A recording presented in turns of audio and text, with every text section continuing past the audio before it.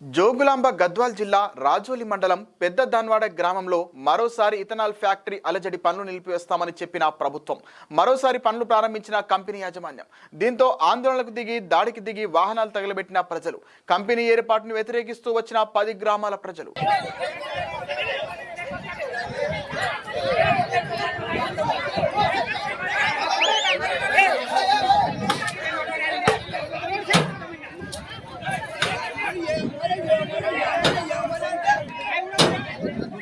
report